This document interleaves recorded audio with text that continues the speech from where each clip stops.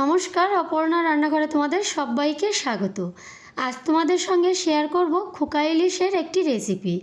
আমাদের এখানে ছোট ইলিশকে খোকা ইলিশ বলে। তোমরা কে কী বলো আমাকে কমেন্টে জানিও। তাহলে চলো বন্ধুরা, দেরি না করে দেখে নেওয়া যাক আমার আজকের এই রেসিপি।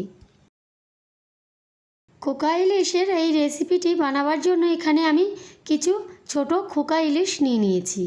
এইবার আমি দিয়ে দিচ্ছি সামান্য কিছুটা লবণ আর সামান্য কিছুটা হলুদ আর লবণটা মাছের গায়ে খুব ভালো করে মাখিয়ে নেব। মশলার জন্য এখানে ব্যবহার করছি কাঁচা লঙ্কা, 1.5 চামচ হলুদ, সরিষা, সামান্য একটু জল দিয়ে মিক্সচারে খুব ভালো করে ব্লেন্ড করে নেব।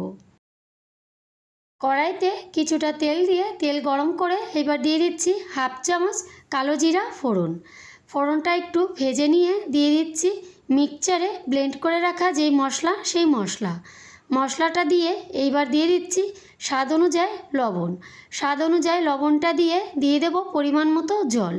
এখানে জলের ব্যবহারটা তোমরা তোমাদের পছন্দ মতো ব্যবহার করবে। জল দিয়ে একটু ভালো করে নাড়াচাড়া করে ঝোলটা ফুটে ওঠার অপেক্ষা করব।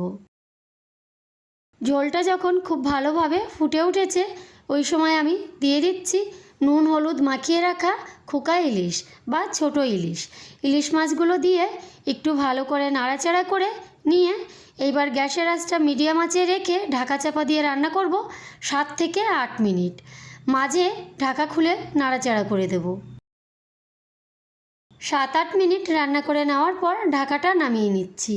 ঢাকা নামিয়ে নিয়ে এইবার গ্যাসের আঁচটা বন্ধ করে দিয়ে পরিবেশনের জন্য নামিয়ে নিচ্ছি। আমার এই ভিডিওটি ভালো লাগলে লাইক, কমেন্ট, শেয়ার অবশ্যই করবেন। আর আমার চ্যানেলের নিত্য নতুন রেসিপি পেতে হলে চ্যানেলটি সাবস্ক্রাইব করবেন। তাহলে বন্ধুরা, আমার আজকের ভিডিওটা আমি এখানেই শেষ করলাম।